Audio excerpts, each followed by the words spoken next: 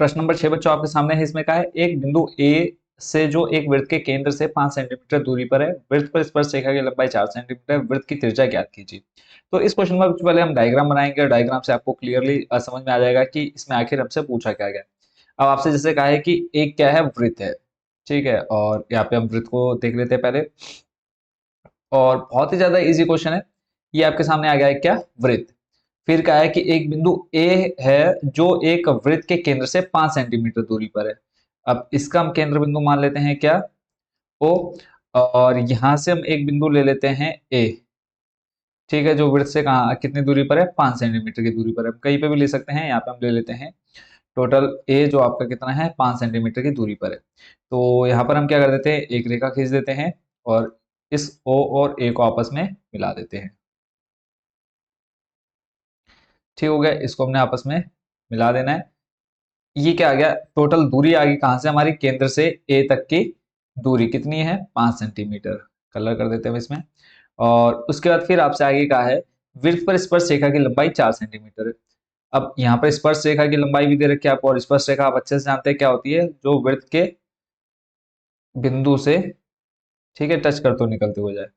ये आपकी क्या हो गई, वृत्त की स्पर्श रेखा। अब इसमें जैसे कहा है कि इसकी जो लंबाई है वो आपको दे रखी है कितनी, 4 सेंटीमीटर। तो हम इसको 4 सेंटीमीटर बना देते हैं। ये देखो, ये आपका हो गया कितना, 5 सेंटीमीटर।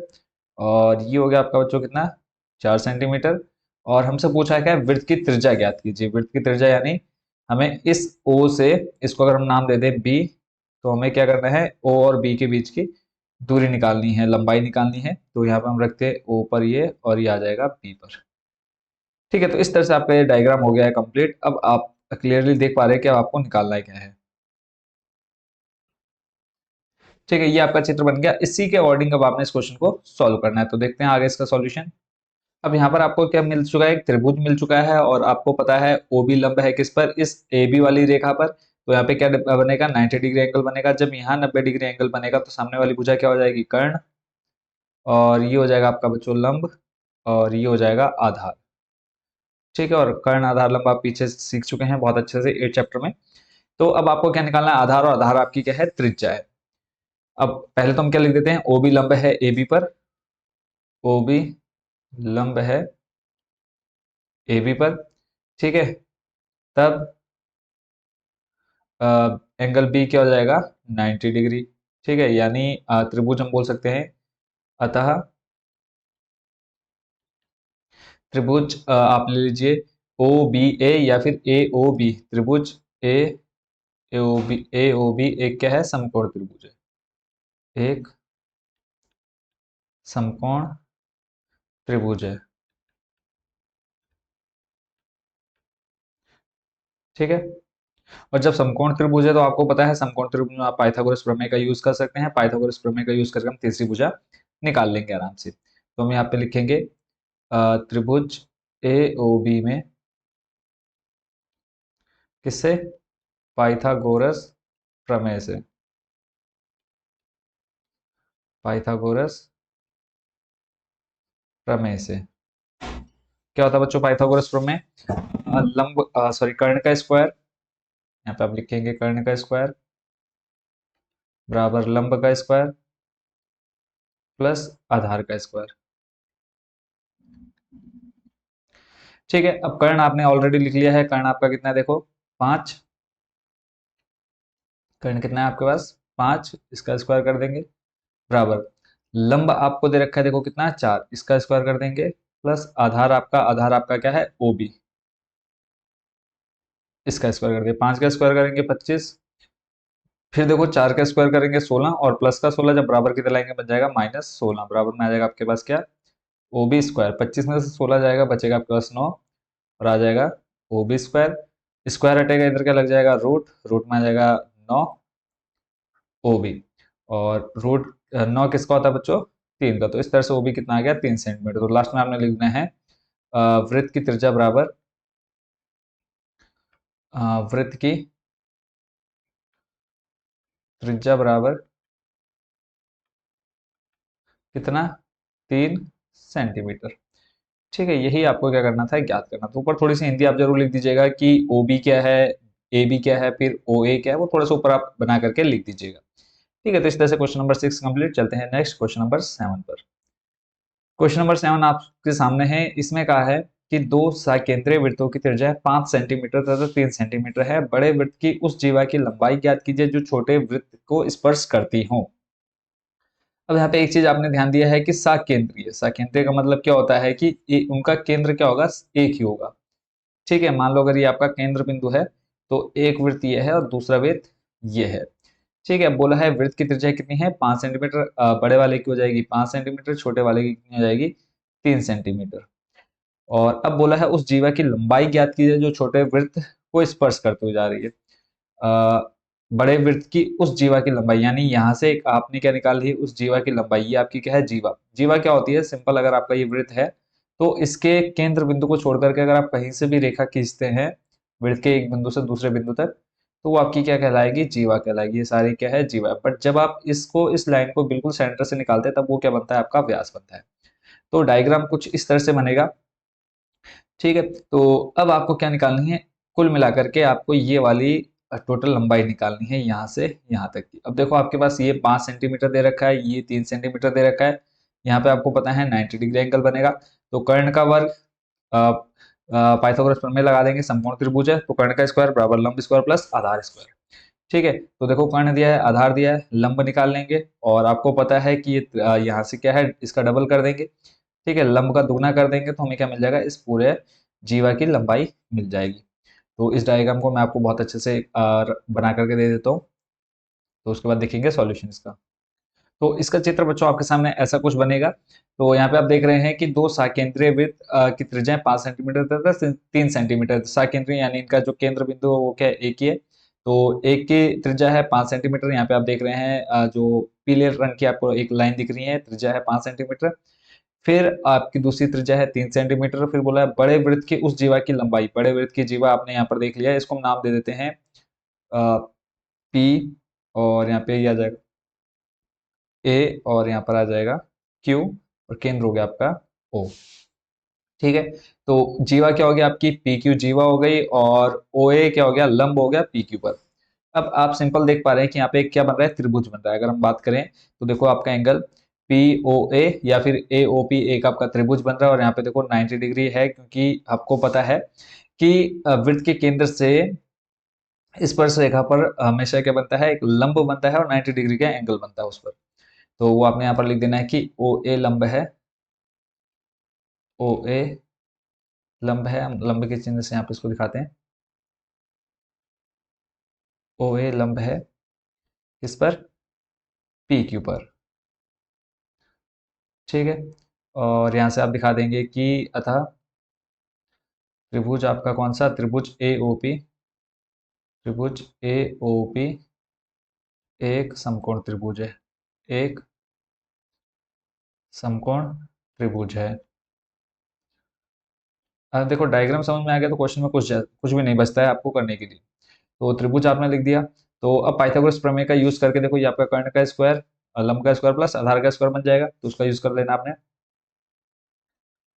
तब पाइथागोरस प्रमेय से, पाइथागोरस प्रमेय से, ठीक है। पाइथागोरस प्रमेय क्या होता है, कर्ण का स्क्वायर, तो यहाँ पे आ जाएगा ओ पी स्क्वायर बराबर लंब का स्क्वायर। लंब हो जाएगा आपका क्या, ओ ए स्क्वायर, या फिर ए पी स्क्वायर, आप जो लेना चाहे। तो यहाँ पे हम ले लेते हैं ओ ए स्क्वायर लंब स्क्वायर प्लस आधार हो जाएगा आपका पी ए या A P square, A P square. ठीक है, अब आपको क्या निकालना है, एपी निकालना है। तो सिंपल हम ओपी का मान लिख देते हैं। यहाँ पे आ जाएगा 5 का स्क्वायर बराबर ओ ए आपको दे रखा है कितना, 3। यहाँ पे 3 का स्क्वायर कर देंगे प्लस एपी आपको निकालना है। 5 का स्क्वायर 25, देखो 3 का स्क्वायर करेंगे 9, बराबर कितना लाएंगे तो हो जाएगा माइनस, बराबर में एपी स्क्वायर। 25 में से 9 जाएगा, बचेगा आपके पास 16, बराबर में एपी स्क्वायर। अब आपको एपी का मान चाहिए, देखो यहाँ से आप स्क्वायर हटाएंगे तो आपके पास क्या लग जाएगा, रूट लग जाएगा। तो रूट में आ जाएगा 16 बराबर में एपी, और 16 किसका स्क्वायर रूट होता है, 4 का। तो इस तरह से एपी बराबर कितना आ गया, 4 सेंटीमीटर। ठीक है, अब लास्ट में आपने क्या लिखना है, एपी बराबर क्या है, ए क्यू। एपी बराबर क्या हो जाएगा, ए क्यू। और इसका रीजन हम क्या देंगे, यहीं पर हम रीजन दे देते हैं। रीजन आ जाएगा कि केंद्र से जीवा पर डाला गया लंब, केंद्र से जीवा पर जीवा पर डाला गया लंब क्या होता है, उसे समद्विभाजित करता है, किसे, जीवा को, उसे समद्विभाजित करता है।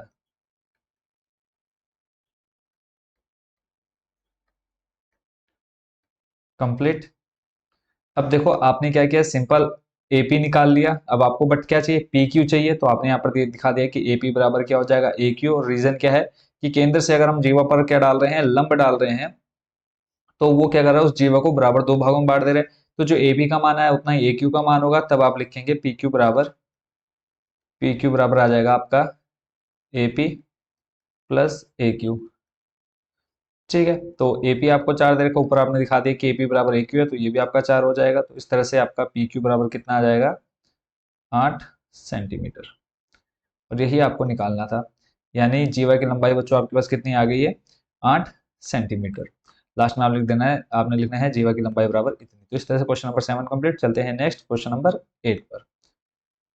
क्वेश्चन नंबर 8 में बच्चों आपसे कहा है कि एक वृत्त के परिगत एक चतुर्भुज एबीसीडी खींचा गया। जैसा आप यहाँ पे डायग्राम में देख लेते हैं, हम इस डायग्राम को थोड़ा नीचे ले आते हैं और इसको आपको बहुत अच्छे से समझा देते हैं पहले।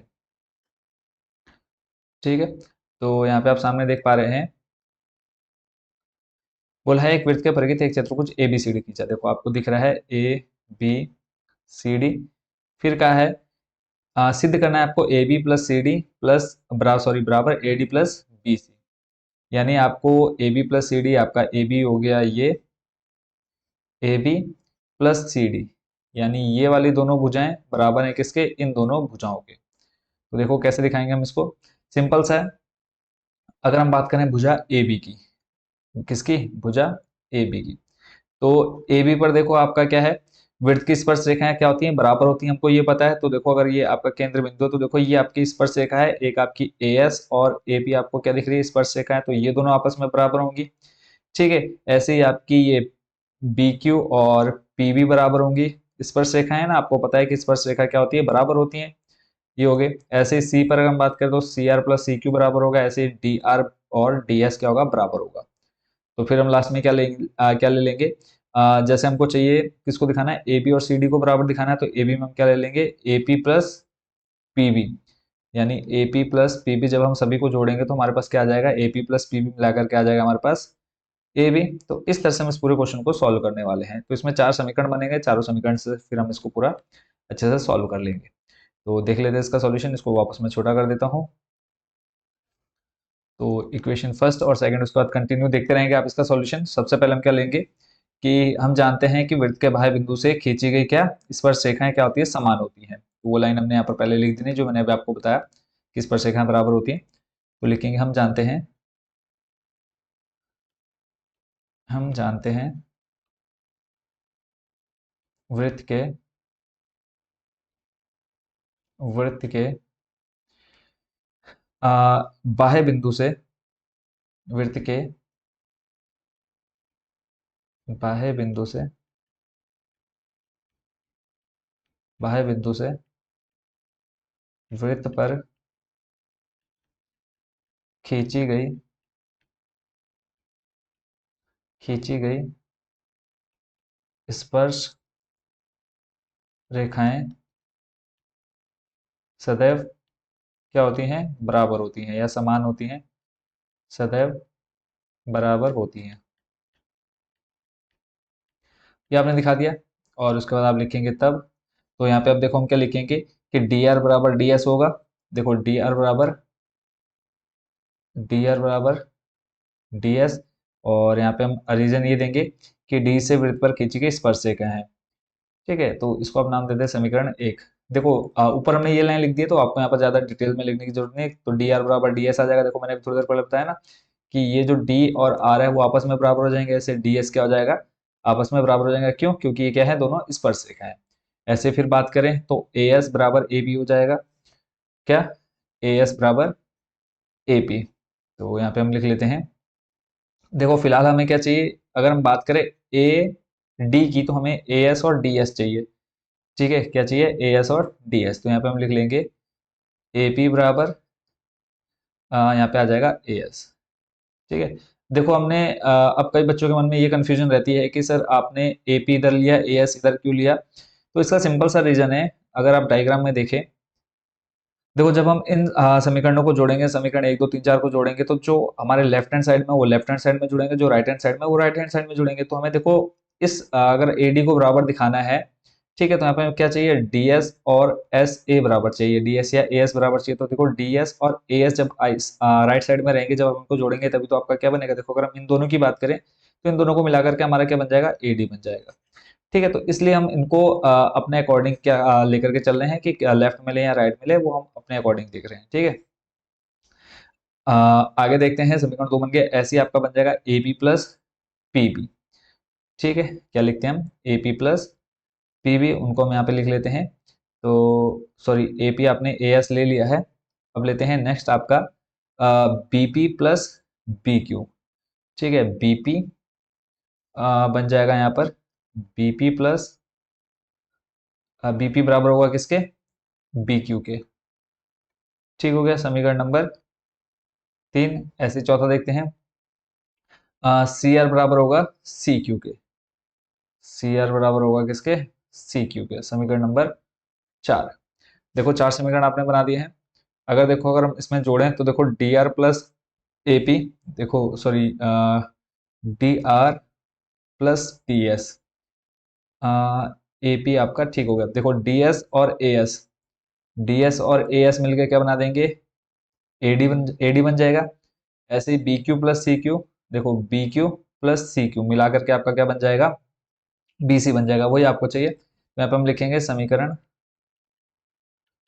1, 2, फिर 3 व 4 को जोड़ने पर, 4 को जोड़ने पर जोड़ेंगे तो देखो आपका बन जाएगा D R plus A P plus B P और प्लस सी आर। ये तो आपके हो गया लेफ्ट हैंड साइड वाला, ऐसे ही आ जाएगा D S plus A S plus B Q plus C Q, B Q plus C Q. तो अब इनमें से देखो डी आर, अब हमें चाहिए डी आर और सी आर। देखो ये डी आर रहा, सी आर रहा, D R plus C R, इसको हम क्या लिख सकते हैं, सी डी लिख सकते हैं। तो इनको हम लिख लेते हैं D R plus C R plus A P plus B P. ठीक है, देखो D R plus C R मिल जाएगा आपका क्या, C D plus A P plus B P. देखो A P plus B P को हम लिख सकते हैं ए बी। ठीक है, देखो ऊपर A B plus C D आ गया, A B plus C D जो आपको चाहिए था। ऐसे ही बराबर में देखेंगे D S plus A S, देखो डी एस और ए एस को आप क्या लिख सकते हैं, इन दोनों को मिला करके ए डी लिख सकते हैं। यहाँ पे हम लिख लेते हैं A D plus B Q plus C Q, देखो B Q plus C Q को आप लिख सकते हैं बी सी। ठीक है, तो लास्ट आपके पास क्या आ गया है, A D plus B C, और जो क्वेश्चन में हमें प्रूव करना है वो है A B plus C D. तो देखो ए बी को आगे लिख देते हैं, कोई दिक्कत नहीं है, प्लस में है, प्लस सी डी बराबर में फिर है A D plus B C, A D plus B C. जो प्रूव करना था वो हमारे पास आ चुका है। ठीक है, बहुत ज़्यादा इजी है। बट अब जो सबसे ज़्यादा कंफ्यूजन होती है वो कई बच्चे क्या कर लेते हैं कि जैसे अब यहाँ पे हमने ले लिया है, तो डी आर को इधर लिख लेगा, डी एस इधर लिख लेगा, तो वहाँ पे क्या होता है कि हमारी भुजाएं फिर जब हम जोड़ते हैं तब वो आपकी क्या होती है, कंप्लीट साइड भुजा नहीं बनती है। ठीक है, तो इस वजह से हमने यहाँ पर इसको थोड़ा सा ध्यान में रखते हुए करना है कि कौन सी भुजा किसके बराबर। देखो अगर हम डी एस और यहाँ पे अगर पी भी लेते एक साथ, डी एस और पी भी, तो एक भुजा नहीं बनती। तो इसको थोड़ा सा ध्यान में रख करके करना है। तो इस तरह से आपका क्वेश्चन नंबर 8 हो गया कंप्लीट। चलते हैं नेक्स्ट क्वेश्चन, क्वेश्चन नंबर 9 पर। क्वेश्चन नंबर 9 में आपसे कहा है कि आकृति 10.13 आपको दिख रही है। इसको मैं थोड़ा सा जूम कर देता हूँ ताकि और अच्छे से आप इसको देख पाएं। पहले क्वेश्चन को समझना बहुत ज़्यादा जरूरी हो जाता है। तो इसमें आपसे कहा है कि आकृति 10.13 में एक्स वाई तथा एक्स डैश वाई डैश। अब देखो यहाँ पे एक्स एक्स वाई दिख रहा है आपको, यहाँ पे पहली एक ये रेखा हो गई एक्स वाई, तथा एक्स डैश वाई डैश ये दूसरी रेखा हो गई। ओ केंद्र वाले किसी वृत्त पर दो समांतर स्पर्श रेखा है। देखो ये आपकी क्या है, समानांतर है, X Y X dash Y dash के समानांतर है। और क्या है, ओ केंद्र वाले, यानी ये आपको यहाँ पर केंद्र दिख रहा है, ओ केंद्र वाली दो स्पर्श समांतर स्पर्श रेखा है। क्लियर है, आगे देखते हैं। और स्पर्श बिंदु सी पर और स्पर्श बिंदु आपका क्या है सी पर। देखो ये आपका क्या है स्पर्श बिंदु है सी पर स्पर्श रेखा ए बी, स्पर्श रेखा आपकी क्या है ए बी, ये भी आपकी क्या है एक स्पर्श रेखा। टोटल कितनी स्पर्श रेखा हो गई, एक एक्स वाई हो गई, एक्स वाई समानांतर है किसके एक्स डैश वाई डैश के, फिर एक आपकी स्पर्श रेखा है ए बी, फिर आगे बोला है कॉमा एक्स वाई को ए, एक्स वाई जो रेखा है देखो एक्स वाई रेखा है इसको ए तथा एक्स डैश वाई डैश को बिंदु बी पर क्या कर रही है प्रतिच्छेद करती है, प्रतिच्छेद कर रही है यानी टच करते हुए निकल रही है। तो हमें सिद्ध करना है कि angle A O B, angle A O B कितना है 90 डिग्री है। यानी लास्ट हमें जो प्रूव करना है वो हमें ये दिखाना है कि ये जो है एंगल ए ओ बी, यानी ये जो त्रिभुज है ये क्या है एक समकोण त्रिभुज है, ये हमको सिद्ध करना है और एंगल जो ओ है वो 90 डिग्री है। ठीक है, अब सिंपल सा तरीका है अगर हम इसमें देखें तो देखो ओ बी लंब है किस पर, आप बोल सकते हैं एक्स डैश वाई डैश पर। देखो सिंपल सा तरीका है, देखते हैं इसका सॉल्यूशन। अब डायग्राम को मैं वापस ले चलता हूँ कॉर्नर में और यहाँ पे हम इसका सॉल्यूशन देखते हैं।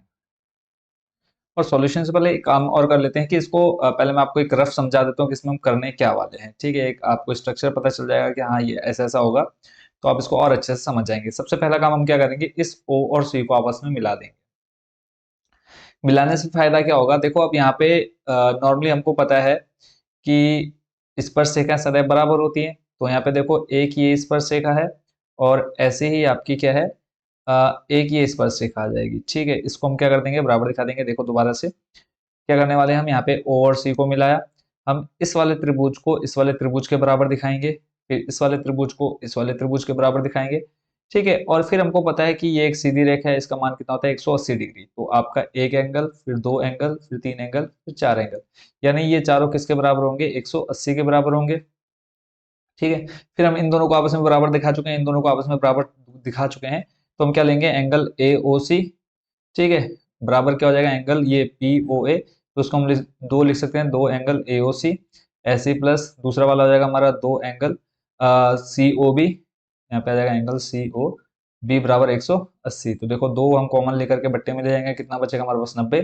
और ए ओ सी प्लस सी ओ बी, देखो ए ओ सी प्लस सी ओ बी, ये पूरा देखो आपका क्या बन रहा है, ये एंगल बन रहा है जो आपको सिद्ध करना है। ठीक है, तो इस तरह से आपका पूरा ये क्वेश्चन सॉल्व होने वाला है। तो करते हैं सॉल्यूशन इसका स्टार्ट। सबसे पहला काम हम क्या लिख लेते हैं, ओ और सी को मिलाया। क्या क्या हमने बिंदु ओ को बिंदु सी से मिलाया और स्टेप बाय स्टेप इसका सॉल्यूशन आप देखते जाएंगे। सबसे पहला काम हमने क्या लिखना है, बिंदु ओ को किससे मिला दिया सी से। तो देखिए तो यहाँ पे हम लिख देते हैं बिंदु ओ को बिंदु सी से मिलाया, बिंदु सी से मिलाया। और ये थोड़ी सी जो लैंग्वेज आपको ऊपर क्वेश्चन में दी हुई है वही आपने पूरा लिख देना है, कौन किसके समानांतर है और कौन क्या है यहाँ पर। ठीक है, उससे ये है कि एग्जामिनर आपको और अच्छे तरह से आपके बाकी जो भी एग्जाम में आप अदर क्वेश्चन आप करेंगे उसमें आपको अच्छे मार्क्स मिल जाएंगे कि आपको एक अच्छा बच्चा समझ करके वो नंबर आपको जरूर देगा। बाकी जो क्वेश्चंस होंगे अगर आप किसी भी क्वेश्चन को अच्छे से करते हैं तो उसका एक बहुत अच्छा इफेक्ट पड़ता है एग्जामिनर पर। तो आपने क्या लिया, बिंदु ओ को बिंदु सी से मिलाया। ठीक है, पहला काम आपने कर दिया। फिर उसके बाद हम ले लेते हैं त्रिभुज आपके दोनों, एक ले लेते हैं ओ पी ए। देखो त्रिभुज ओ पी ए और दूसरा त्रिभुज ले लेते हैं हम, दूसरा आ जाएगा आपके पास ओ सी ए, त्रिभुज ओ सी ए। ठीक है, अब आपने देखो दो त्रिभुज क्यों लिए इनको मैं आपको पहले समझा देता हूँ। देखो ओ पी ए आपका ये हो गया ओ पी ए इतना हिस्सा, दूसरा आपने लिया ओ सी ए, देखो ओ सी ए। ठीक है, तो ये वाला त्रिभुज इस त्रिभुज के क्या दिखाएंगे हम सर्वांगसम दिखाएंगे। कैसे दिखाएंगे, देखो आपको पता है कि ये स्पर्श रेखा है, तो ऐसे हम लिख सकते हैं कि पी ए बराबर ए सी, क्यों स्पर्श रेखा है, ओ ए बराबर ओ ए आ जाएगा, दोनों त्रिभुजों के लिए उभयनिष्ठ है। ऐसे ही ओ पी और ओ सी बराबर हो जाएंगे, क्यों क्योंकि वृत्त की क्या है स्पर्श रेखा है। तो इससे हम इसको सर्वांगसम सिद्ध कर देंगे। ठीक है, तो सबसे पहला काम लिख लेते हैं हम ओ पी बराबर ओ पी बराबर ओ सी, रीजन का लिखेंगे वृत्त की त्रिज्या, वृत्त की त्रिज्या। एक भुजा आपने बराबर दिखा दी, तीन आपको दिखानी होती है। और उसके बाद है फिर ओ वाई ओ ए बराबर ओ ए, ओ ए बराबर ओ ए तो यहाँ पे आप लिखेंगे उभयनिष्ठ, और फिर आ जाएगा उसके बाद आपका पी ए बराबर या ए पी बराबर ए सी, ए पी बराबर ए सी वृत्त की स्पर्श रेखाएं। ठीक है, तो साइड साइड साइड से आपका क्या हो जाएगा, वो साइड साइड साइड कसौटी से आप यहाँ पे क्या लिखेंगे कि त्रिभुज ओ पी ए सर्वांग सम हो जाएगा किसके, त्रिभुज ओ सी ए के, त्रिभुज ओ सी ए के। ठीक है, जब सर्वांग देखो कोई भी त्रिभुज, दो त्रिभुज आपस में सर्वांग होते हैं तो उनके संगत कोण और संगत भुजाएं क्या होती हैं, बराबर होती हैं। तो यहाँ से हम क्या ले सकते हैं कि जो एंगल आपका क्या है पी ओ ए है, यहाँ पे हम लिख सकते हैं कि एंगल पी ओ ए बराबर हो जाएगा किसके, ये हो जाएगा आपका सी ओ ए, या फिर यहीं पर लिख लेते हैं आप सी ओ ए के। ठीक है, एक काम आपने यहाँ से ये कंप्लीट कर लिया, यानी एक स्टेप इसका आपका कंप्लीट हो चुका है। अब यहाँ पे हमने देखो लिखा क्या है उसको हम चित्र में देख लेते हैं। हमने ये दिखा दिया कि जो आपका पी ओ ए है, देखो आपका ये पी ओ ए, यानी ये वाला जो एंगल है वो इस वाले एंगल के बराबर है। ठीक है, अब इसी तरह आगे हम दोबारा इस वाले इन दोनों त्रिभुजों को आपको बराबर दिखाना है, यानी ये वाला त्रिभुज इस त्रिभुज के बराबर दिखाना है। तो इसको हम पूरे डिटेल में नहीं जाएंगे, सिंपल से हम लिख लेंगे इसी तरह, इसी तरह यानी जो अभी हमने सेम प्रोसेस फॉलो की है, सेम उसमें भी यही चीजें आएंगी। जो आपकी ओ सी है वो बराबर हो जाएगा किसके, ओ क्यू के, क्योंकि क्या है वृत्त की त्रिज्या है। ऐसे ही सी बी बराबर हो जाएगा क्यू बी के, या बी सी बराबर हो जाएगा बी क्यू के, ओ बी बराबर ओ बी। ठीक है, तो आपने लिख देना सर्वांग समय। तो यहाँ से आपने एंगल ले लेना है, एंगल सी ओ बी बराबर हो जाएगा एंगल किसके, क्यू ओ बी के। तो यहाँ से आपका एक ये वाला एंगल, ये एंगल मिल जाएगा हमें इसके बराबर। ठीक है, तो बस वही काम करना है। तो यहाँ पे हम लिख लेते हैं इसी तरह त्रिभुज आप ले लीजिए दूसरे जो बचे हुए हैं आपके, कौन कौन से, ओ बी क्यू, त्रिभुज ओ बी क्यू, व दूसरा हम ले लेते हैं कौन सा त्रिभुज है आपके पास, ओ सी बी। सीधा हम सर्वांग सम ही दिखा देते हैं, ओ बी क्यू सर्वांग सम होगा किसके, ओ बी क्यू सर्वांग सम हो जाएगा क्यू ओ बी के, क्यू ओ बी के। तो यहाँ से हम एंगल ले लेते हैं, angle C O B, angle देखो सी ओ बी बराबर होगा किसके, एंगल क्यू ओ बी के, क्यू ओ बी के, यानी जो एंगल ये वाला हिस्सा है वो वाला इतने हिस्से के क्या होगा, बराबर हो जाएगा। तो उसके बाद अगला काम आपने क्या करना है कि जो पी ओ क्यू है वो एक क्या है, सरल रेखा, और आपको पता है सरल रेखा कितने डिग्री के बराबर होती है, 180 के। तो यहाँ पे हम लिखेंगे P O Q, P O Q, P O Q एक सरल रेखा है, एक सरल रेखा है, अतः पी ओ क्यू,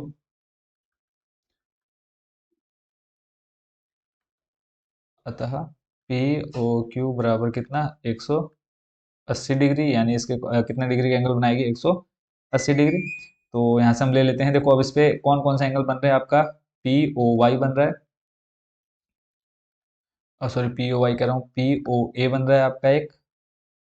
यहाँ सब लिखेंगे angle P O A, plus आ जाएगा आपका angle C O A, plus हो जाएगा आपका angle C O B, C O B, plus आ जाएगा angle Q O B, Q O B बराबर कितना डिग्री, 180 डिग्री। ठीक है, देखो चित्र से ही पता चल रहा है क्लियरली, अगर हम इसको ध्यान से देखें, चित्र को हम यहाँ पे ले लेते हैं। ठीक होगा, डायग्राम में एक बार आप इन सबको देख लें। देखिए P O A, P O ए ये एंगल, ठीक है, प्लस सी ओ ए, देखो आपने इसको मिलाया तो देखो आपका यहाँ से सी ओ ए ये वाला एंगल, दो एंगल, फिर प्लस सी ओ बी, देखो सी ओ बी यानी ये वाला एंगल, फिर है आपका Q O B, Q O B, ये चारों एंगल बराबर किसके हैं, 180 डिग्री के। फिर आपने ऊपर दिखाया है जो हमने ऊपर सिद्ध किया है, सर्वांग सम क्या सिद्ध किया है कि जो पी ओ ए है वो है हमें सी ओ ए के बराबर। देखो बट हमें चाहिए कौन कौन से एंगल, एक ये वाला एंगल चाहिए और एक ये, दो एंगल चाहिए। तो हम क्या लेंगे, इस वाले एंगल को इसके बराबर लेकर के तो हम यहाँ पे क्या लिख देंगे, एंगल ए ओ सी 2 बार। यानी आप यहाँ पे लिख सकते हैं कि एंगल जो सी ओ ए है वो बराबर है किसके, पी ओ ए के। तो इस पी ओ ए को, देखो यहाँ पर हमने लिखा ना पी ओ ए बराबर सी ओ ए है, तो यहाँ पे हम लिख लेंगे कि पी ओ ए बराबर को भी हम क्या लिख सकते हैं, angle C O A plus, ये तो एंगल है ही ऑलरेडी हमारा सी ओ ए प्लस, फिर हमें देखो चाहिए यहाँ पे क्या, सी ओ बी चाहिए। ठीक है, सी ओ बी। तो देखो यहाँ पर ऑलरेडी ये तो सी ओ बी है, इसमें चेंज नहीं करेंगे, तो इस वाले को हम देखो क्यू ओ बी को लिख सकते हैं हम क्या, एंगल सी ओ बी बराबर कितना आ जाएगा, 180 डिग्री। देखो यहाँ पर हमने सी ओ बी क्यों लिखा, क्योंकि हमने यहाँ पर दिखा रखा है कि दोनों आपस में क्या है, बराबर है। तो यहाँ से आपके पास आ जाएगा 2 angle C O A plus ये भी आ जाएगा 2 एंगल सी ओ बी बराबर में कितना, 180 डिग्री। दो कॉमन ले लेंगे आप यहाँ से, तो आपके पास बचेगा angle C O A plus angle C O B बराबर 180 डिग्री। तो दो बट्टे में चल जाएगा, बचेगा आपके पास देखो। और आप यहाँ पे एक काम और कर सकते हैं, देखो C O A plus C O B, चित्र में देखें आप इसको, सी O A plus C O B,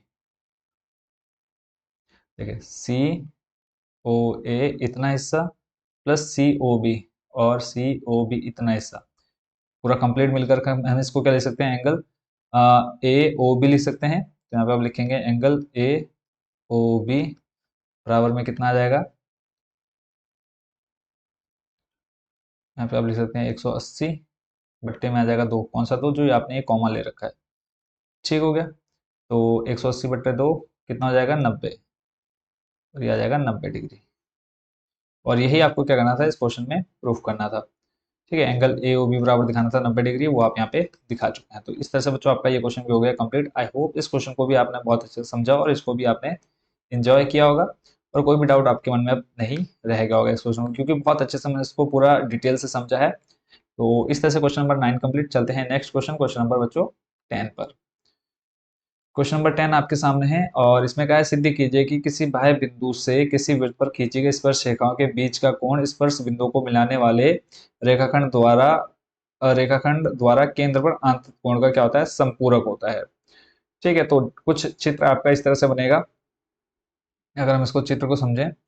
देखो आप, आपसे क्या कहा है कि किसी बाह्य बिंदु से, बाह्य बिंदु आपका ये हो गया, बाह्य बिंदु से आपने वृत्त पर क्या खींचा, वृत्त पर खींची गई स्पर्श रेखा, तो ये आपकी स्पर्श रेखा हो गई जो पीले कलर की है। ठीक हो गया, स्पर्श रेखा खींची है। अब आपको दिखाना है क्या है इसमें, स्पर्श रेखा खींच दी और उसके बाद बोला है स्पर्श रेखाओं के बीच का कोण, स्पर्श रेखाओं के बीच का कोण आपका ये हो गया। और फिर बोला है बीच का कोण स्पर्श बिंदु को मिलाने वाले रेखाखंड द्वारा, स्पर्श बिंदु को मिलाने वाला जो रेखाखंड है वो कौन सा हो जाएगा आपका, यहाँ पे हम एक क्या खींच देते हैं, ये आप मिलाने वाला एक रेखाखंड हो गया। ठीक है, रेखाखंड द्वारा केंद्र पर आंतरिक कोण का संपूरक होता है। केंद्र पर आंतरिक कोण यानी ये जो एंगल है, ठीक है, वो हमें इस एंगल के क्या दिखाना है, संपूरक दिखाना है। इतना काम करना है हमें। तो देख लेते हैं इसका सॉल्यूशन। सबसे हम पहले इसको नाम दे देते हैं जो आपके पॉइंट्स हैं। तो ये आपका एक बाह्य बिंदु हो गया पी, और अंदर ये जो आपके मिलाने वाला कोण है इसको हम नाम दे देते हैं रेखाखंड जो है ए बी। ये क्या कर रहा है, इसको स्पर्श रेखा को मिलाने का काम कर रहा है। ठीक है, ए बी हो गया। फिर उसके बाद यहाँ पे आपका केंद्र बिंदु हो जाएगा ओ। ठीक है, स्पर्श रेखा आपकी हो गई एपी और पीबी, केंद्र बिंदु हो गया ओ। अब हमको जो दिखाना है हम पहले वो लिख लेते हैं कि माना ओ केंद्र वाले, माना ओ केंद्र वाले, माना ओ केंद्र वाले वृत्त पर कौन सा, पीए और पीबी क्या है, स्पर्श रेखा है, पीए व पीबी स्पर्श रेखा है। और आपको पता है सदैव स्पर्श रेखा अगर किसी एक बिंदु पर है तो वो क्या होती है, बराबर होती है, पीबी स्पर्श रेखाएं हैं। ठीक है, जो वृत्त को ए तथा बी पर स्पर्श करते हैं, जो वृत्त को बिंदु ए व बी पर स्पर्श करती हैं, बी पर स्पर्श करती हैं, ये तो आपको चित्र से क्लियर है कि एपी या फिर पीए और पीबी क्या स्पर्शरेखा हैं जो वृत्त को ए और बी पर क्या कर रही हैं, स्पर्श कर रही हैं। ठीक है, और हम अब अगली लाइन के लिखने वाले हैं कि जो त्रिज्या होती है सदैव क्या होती है, लंब होती है किस पर, स्पर्श रेखा पर। तो हम वो भी लिख देते हैं यहाँ पे। हम जानते हैं कि त्रिज्या सदैव स्पर्श रेखा पर क्या होती है, लंब होती है। त्रिज्या सदैव स्पर्श रेखा पर लंब होती है। लंब होने का मतलब यानी 90 डिग्री एंगल बनेगा यहाँ पे। देखो ये यहाँ पे आपको दिख रहा है कि ये लंब है 90 डिग्री, और ऐसे ही आपका ये इस जगह पर। ठीक है, लंब लंब होने का मतलब हम यहाँ पे दिखा सकते हैं कि ओ ए लंब है किस पर, एपी पर, और ऐसे ही दिखा सकते हैं हम ओ बी लंब है किस पर, बीपी पर। ठीक है, वो स्टार्टिंग में मैंने आपको ये चीज एक्सप्लेन कर दी थी। तो अब अगला काम हम यहाँ पे क्या लिख सकते हैं कि जो एंगल आपका है ओ ए पी, ठीक है, ये कितने डिग्री होगा बताओ। जो एंगल ओ ए पी है कितने डिग्री बनेगा। ठीक है, इजिली बता सकते हैं 90 डिग्री। तो यहाँ पे हम लिख लेते हैं एंगल ओ ए पी बराबर 90 डिग्री। ऐसे ही दूसरा अगर मैं बात करूं ओ बी पी कितने डिग्री होगा, एंगल ओ बी पी बराबर आ जाएगा कितना बच्चों, 90 डिग्री। ठीक है, अब आपको पता है चतुर्भुज बन रहा है। देखो एक दो तीन चार, चार भुजाएं हैं और चारों भुजाओं का योग कितना होता है, 360। तो यहाँ पे हम लिख लेंगे चतुर्भुज ओ ए पी बी में, चतुर्भुज ओ, देखो ओ ए पी बी में, चतुर्भुज ओ ए पी बी में। ठीक है, तो अब यहाँ पे चारों एंगल कितने हो जाएंगे 360 के। तो यहाँ पे हम लिखेंगे angle O A P, angle O A P. देखो हमने लिया पहले एंगल ओ, यानी सिर्फ पहले हमने इस एंगल ए को लिया, जो बीच में आएगा वही हमारा मेन एंगल है। तो ए कितना है आपका 90 डिग्री। ऐसे हम लेंगे एंगल ए पी बी। ठीक है, यहाँ से आ जाएगा angle A P B, plus फिर हम ले लेंगे P B O, angle P B O, plus angle आ जाएगा पी ओ ए, एंगल आ जाएगा पी ओ ए बराबर कितना आ जाएगा। देखो चतुर्भुज है, चतुर्भुज के चारों कोणों का योग कितना होता है 360 डिग्री। ठीक है, तो यहाँ से आप लिख देंगे। अब देखो ओ ए पी और ओ बी पी ये आपका कितना डिग्री है, 90 डिग्री है। प्लस ऐसे ही एंगल ए पी बी अभी आपको नहीं पता है तो इसको हम ऐसे रखेंगे ए पी बी को। ठीक है, फिर plus P B O, P B O या फिर ओ बी पी। ठीक है, देखो ओ बी पी या फिर पी बी ओ कितना डिग्री आ जाएगा, 90 डिग्री। ठीक है, देखो सेम है ये दोनों, तो ये भी हम लिखेंगे कितना 90 degree, plus angle B O A आ जाएगा बराबर में कितना 360। देखो 90 90 प्लस कितना हो जाएगा 180, और 180 को आप बराबर के दूसरी साइड ले जाएंगे राइट साइड में, तो किस में हो जाएगा माइनस में। तो 360 माइनस 180। ठीक है, आपके पास कितना बचा, लिखेंगे हम यहाँ पे angle A P B plus angle हमारे पास क्या है B O A, angle B O A बराबर कितना आ जाएगा 180 डिग्री। ठीक हो गया। तो इस प्रकार हम क्या लिख सकते हैं कि इस प्रकार यह सिद्ध हो जाता है कि किसी बाह्य बिंदु से किसी वृत्त पर खींची गई स्पर्श रेखाओं के बीच का कोण क्या होता है, बिंदुओं को मिलाने वाले रेखाखंड द्वारा केंद्र पर आंतरिक कोण का संपूरक होता है। ठीक है, संपूरक कहने का मतलब है कि ये वाला जो एंगल है वो इसके संपूरक है। देखो हमने दिखा दिया ना कि एंगल ए पी बी जो है, देखो ए पी बी, ठीक है, प्लस बी ओ ए, बी ओ ए, देखो यानी ये वाला एंगल देखो बीच में क्या रहा है, इधर पी आ रहा है और यहाँ पे ओ आ रहा है, यानी जो ये पी है ओ के क्या है, संपूरक है। तो बस यही लाइन हमने यहाँ पर लिख देनी है। तो लिख देते हैं हम यहाँ पे अ, अतः, सीधे सीधे लिख देते हैं, अतः किसी बाह्य बिंदु से, जो ये लाइन तो आपके सीधा क्वेश्चन में दे ही रखी है कि जो हमको सिद्ध करना था हमने वही लाइन रिपीट कर देनी है कि अतः किसी बाह्य बिंदु से किसी वृत्त पर खींची गई स्पर्श रेखाओं के बीच का कोण स्पर्श बिंदु को मिलाने वाले रेखाखंड द्वारा केंद्र पर आंतरिक कोण का संपूरक होता है। ये पूरी लाइन आपने क्या कर देनी है, रिपीट कर देनी है। आपका मैं टाइम बचा दे रहा हूँ, आपने सिर्फ यहाँ से स्टार्ट करना है लिखना लास्ट में, और यहाँ तक पूरा कंप्लीट लाइन रिपीट कर देनी है। लास्ट में आपने दिखाई दिया कि एक दूसरे के क्या है, संपूरक है। तो इस तरह से बच्चों आपका ये क्वेश्चन भी हो गया 10 नंबर कंप्लीट। चलते हैं नेक्स्ट क्वेश्चन, क्वेश्चन नंबर 11 पर। क्वेश्चन नंबर 11 में आपसे कहा है कि सिद्ध कीजिए कि किसी वृत्त के परिघ समांतर चतुर्भुज समचतुर्भुज होता है। समचतुर्भुज होने का मतलब क्या है, उसकी भुजाएं जो होंगी वो क्या होंगी, बराबर होंगी। तो इस क्वेश्चन को करने के लिए हमें जाना होगा पिछले क्वेश्चन में, ये सेम टू सेम आपका क्वेश्चन है, इस क्वेश्चन की फोटोकॉपी है। ठीक है, तो इस क्वेश्चन को हम यहाँ से उठा ले चलते हैं और रखते हैं हम इसको उस क्वेश्चन में जो भी हमको सॉल्व करना है। ठीक है, यहाँ से मैं इसका डुप्लीकेट कर देता हूँ। खाली इसका डायग्राम हमको यहाँ दोबारा बनाने से अच्छा है कि हम इसको यहीं पर अच्छे से ले आएं और यहीं पर इसको समझ लें। देखो, सिद्ध कीजिए कि किसी वृत्त के परिघित, देखो ये आपका वृत्त है, वृत्त के परिघित यानी वृत्त के चारों ओर, ठीक है, जिसमें क्या है, वृत्त घिरा हुआ है किसके, चतुर्भुज से। अब आपको क्या दिखाना है, बोला सिद्ध कीजिए कि किसी वृत्त के परिघित समांतर चतुर्भुज, समांतर चतुर्भुज यानी इसकी जो रेखाएं देखो आपस में क्या है, समानांतर है, भुजाएं जो है, समांतर चतुर्भुज क्या होता है, समचतुर्भुज होता है। यानी अब आपको क्या दिखाना है, ये चारों भुजाएं बराबर दिखानी है, यानी सी डी आपको दिखानी है सी बी के बराबर, ऐसे ए बी दिखाना है इस डी एस के बराबर, यानी चारों भुजाएं लास्ट में आपकी आनी चाहिए कि सी डी बराबर सी बी बराबर ए बी बराबर ए डी, यानी इस तरह से चारों भुजाएं आपस में क्या होनी चाहिए, बराबर होनी चाहिए, ये आपको सिद्ध करना है। ठीक है, तो देख लेते हैं इस क्वेश्चन का भी सॉल्यूशन।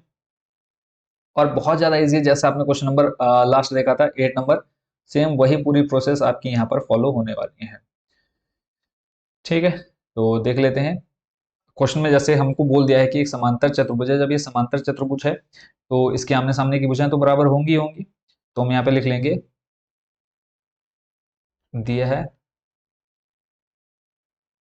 कि ए बी सी डी क्या है, एक समानांतर। पहले तो हम लिख लेते हैं, माना ए बी सी डी एक क्या है, माना ए बी सी डी एक समांतर चतुर्भुज है। ठीक है, तो जब समांतर चतुर्भुज है, समांतर तो हमें क्वेश्चन में दे ही रखा है, तो यहाँ से हम क्या लिख सकते हैं कि ए बी बराबर सी डी, ए बी बराबर सी डी, ऐसे इसको हम लिख देते हैं समीकरण एक, और दूसरा आ जाएगा आपका, देखो ये आ गया समीकरण नंबर एक, और दूसरा आप लिख देंगे बी सी बराबर ए डी, बी सी बराबर ए डी समीकरण नंबर दो। देखो समांतर चतुर्भुज है, तो समांतर चतुर्भुज के आमने सामने की भुजा हमने बराबर दिखा दी कि ए बी बराबर सी डी है। देखो ये ए बी आ गया इस भुजा सी डी के बराबर, ऐसे ही आपका बी सी बराबर, देखो ये बी सी आपका आ गया ए डी के बराबर। ठीक है, समीकरण एक बार दो से, फिर एक लाइन आपने वही सेम रिपीट करनी है जो हमने पीछे क्वेश्चन में दिखाई थी। क्या लाइन थी कि हम जानते हैं कि वृत्त के बाह्य बिंदु से वृत्त पर खींची गई स्पर्शरेखा सदैव क्या होती है, बराबर होती है। एक काम करते हैं, हम इसको भी यहाँ से उठा लेते हैं और कॉपी करके ले चलते हैं उस क्वेश्चन में। देखो क्योंकि सेम है, खाली इसमें लिखने में टाइम वेस्ट होगा ज़्यादा, तो यहाँ से हम क्या कर लेते हैं, पूरा सेम टू सेम उठा लेते हैं, या फिर एक काम करते हैं, देखो आपका ये पूरा ही रिपीट होना है सेम इतना। ठीक है, तो इस हम पूरे को ले चलते हैं उठा करके नेक्स्ट क्वेश्चन पर। तो यहाँ पर आपने ये चीज़ लिख ली है, यहाँ से हम इस डायग्राम को हटाते हैं और ये आ गया थोड़ा सा नीचे। ठीक है, अब आई होप कि इसमें आपको ज़्यादा कंफ्यूजन नहीं होने वाली, फिर भी एक बार मैं इसको आपको एक्सप्लेन कर देता हूँ कैसे क्या है। इस डायग्राम से पहले हम इस लाइनों को खराब क्या कह रहा हूँ, यहाँ से रिमूव कर लेते हैं। ठीक है, तो फिलहाल आपके पास ये आकृति है। ठीक हो गया, अब आपने क्या किया है, यहाँ पर दिखा दिया इस क्वेश्चन में कि हम जानते हैं कि वृत्त के बाह्य बिंदु पर खींची गई स्पर्शरेखा सदैव बराबर होती है, जैसा भी मैं आपको अगर डायग्राम में दिखाऊं। देखो ये आपकी क्या है, डी आर और डी एस क्या है, स्पर्शरेखा है, तो बराबर है, तो इसलिए हमने यहाँ पर क्या ले लिया, डी आर बराबर डी एस। ठीक है, ये हमने यहाँ पे इसको दिखा दिया, डी आर बराबर,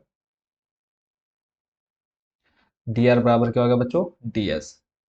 ठीक हो गया, और शायद पिछले वाले क्वेश्चन में हमने ठीक है, यहाँ पर कोई प्रॉब्लम नहीं है। तो अब यहाँ पे हमने दिखा दिया कि डी आर बराबर डी एस, ऐसे ही हमने दिखा दिया ए एस बराबर ए पी, देखो ए एस बराबर ए पी, फिर बी पी बराबर बी क्यू, सी आर बराबर सी क्यू, ये हमने सभी क्वेश्चन के लिए दिखा दिया।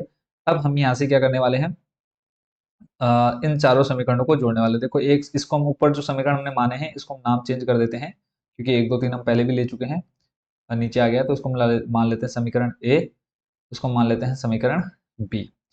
ठीक है, यहाँ तक कोई कंफ्यूजन नहीं होगी, तो आप बहुत अच्छे से समझ चुके हैं। तो अब हम क्या करने वाले हैं, इन चारों समीकरणों को आपस में जोड़ने वाले हैं। तो पूरा यहाँ से हम उठा लेते हैं, सेम टू सेम रिपीट कर लेते हैं। समीकरण 1 2 3 4 को जोड़ने पर, समीकरण 1 2 3 और 4 को जोड़ने पर, 4 को जोड़ने पर, ठीक है। जब आप चारों को जोड़ेंगे तो देखो आपके सामने क्या आ जाएगा, और इसको भी हम वहीं से रिपीट कर देते हैं। खाली इतना आपका जो कीमती टाइम है हम उसको भी बचाते हुए चलते हैं। तो यहाँ से हम इसको क्या कर लेते हैं, इस क्वेश्चन से रिपीट कर लेते हैं।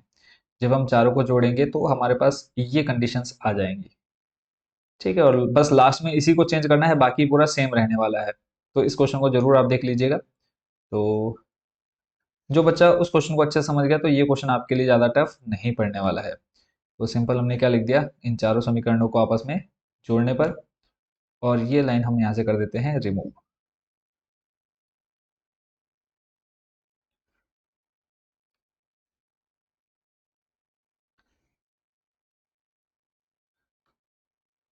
अब आपने लास्ट क्या लिख दिया, इन चारों समीकरणों को आपस में जोड़ने पर। तो जब आप इन चारों समीकरणों को आपस में जोड़ेंगे तो आपके सामने देखो क्या कंडीशन निकल कर के आ रही है। डी आर प्लस, देखो इधर आपके पास D R A P B P C R, देखो सी आर बराबर S A D S A S B Q C Q, आपने सब दिखा दिया।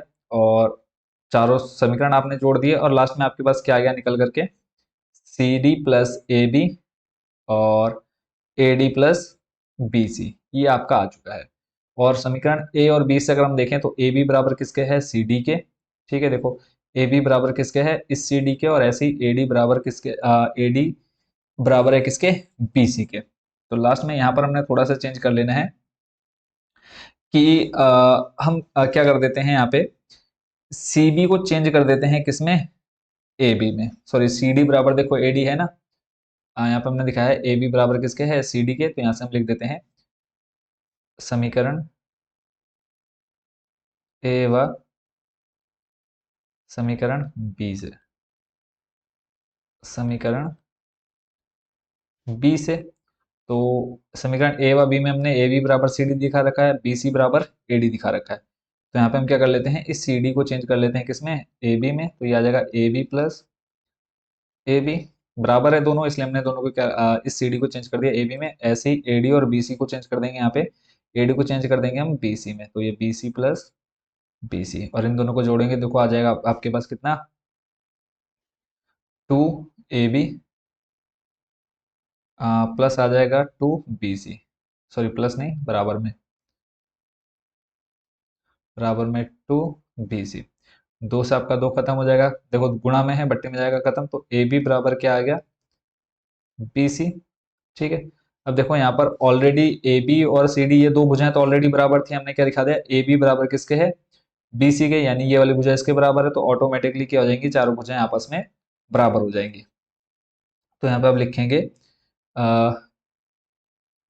इसको आप नाम दे दीजिए समीकरण 4 दे चुके हैं, समीकरण 5 दे दीजिए, ठीक है। तो लिखेंगे आप समीकरण ए बी व 5 से, समीकरण ए कॉमा बी व समीकरण 5 से, व 5 से। तो यहाँ से देखो ए बी बराबर किसके है, बी सी के। पहले तुम क्या दिखा देते हैं कि ए बी बराबर ऊपर क्या है, सी डी है। देखो यहाँ पे ए बी बराबर क्या है, ए बी बराबर सी डी, हम पहले वो लिख लेते हैं। ए बी बराबर सी डी आ गया, तो समीकरण ए से आ गया। फिर ऐसे ही बी सी बराबर क्या है, बी सी किसके है, ए सी के बराबर है। सॉरी, बी सी बराबर किसके है, इस ए बी के बराबर भी है और ए डी के बराबर भी है। तो यहाँ से हम लिख सकते हैं कि ए बी बराबर बी सी, और बी सी किसके बराबर है, ए डी के बराबर है। तो इस तरह से ये चारों भुजाएं आपस में ऑटोमेटिकली क्या हो गई, बराबर हो गई है। तो ये आपने लास्ट दिखा दिया कि चारों भुजाएं क्या है, इसकी बराबर है। तो लिखेंगे अतः यह क्या है, समचतुर्भुज है। अतः यह एक समचतुर्भुज है, अतः यह एक समचतुर्भुज है, ठीक है। सिंपल सा था। देखो हमने इसमें क्वेश्चन में क्या किया, इस पूरे क्वेश्चन में चित्र हमने ले लिया कहाँ से, क्वेश्चन नंबर 8 से। वहां से हमने दिखा दिया ये कि समांतर चतुर्भुज है, तो ए बी बराबर सी डी लिया, बी सी बराबर ए डी लिया। फिर हम जानते हैं कि वृत्त के बाह्य बिंदु पर खींची गई स्पर्श रेखाएं बराबर होती हैं, तो उससे हमने क्या ले लिया, ये चारों बराबर ले ली, क्या है, स्पर्शिकाएं। चारों को जोड़ा तो हमें क्या मिल गया, C D plus A B और A D plus B C. फिर ऊपर ए बी बराबर सी डी दे रखा है, बी सी बराबर ए डी दे रखा है, तो यहाँ पे हमने दोनों को जोड़ा। तो हमें क्या मिल गया, ए बी बराबर बी सी। तो ए बी बराबर सी डी ऑलरेडी है, फिर जब ए बी बराबर बी सी हो गया तो ऑटोमेटिकली क्या हो जाएगा, ए बी बराबर हो जाएगा ए डी के भी। तो लास्ट में हमने क्या लिख दिया कि यह एक चतुर्भुज है, समचतुर्भुज। Question number 11। अब इस एक्सरसाइज में दो क्वेश्चन बचे हैं और दोनों ही लॉन्ग है और इंपॉर्टेंट क्वेश्चन है, तो दोनों क्वेश्चन को हम लास्ट में देखेंगे एक अलग पार्ट में। ठीक है, उसमें अच्छा खासा टाइम भी लगेगा और आपको बहुत डिटेल से हम उसको समझेंगे, समझाऊंगा मैं आपको। तो मिलते हैं नेक्स्ट वीडियो में। जो बाकी के दो क्वेश्चन बचे हुए हैं, बच्चों हमारी वेबसाइट है composer.com के नाम से, जरूर विजिट करिएगा। इसमें आपको NCERT books, important questions, previous year के क्वेश्चन पेपर और बहुत कुछ देखने को मिलेगा, जरूर विजिट करिएगा। सिंपल आपने टाइप करना है कंपोजर, या फिर आप लिखेंगे composer.com, आपको हमारी वेबसाइट सबसे फर्स्ट नंबर पर ही देखने को मिल जाएगी। विजिट करिएगा। आप बाकी आप लोग अपना रिजल्ट वगैरह भी हमारी उसी वेबसाइट पर चेक कर पाएंगे, चाहे वो मेन एग्जाम का रिजल्ट हो चाहे बैक पेपर का रिजल्ट हो, तो जरूर विजिट करिएगा। मिलते हैं नेक्स्ट वीडियो में बचे हुए क्वेश्चंस के साथ। Thank you so much.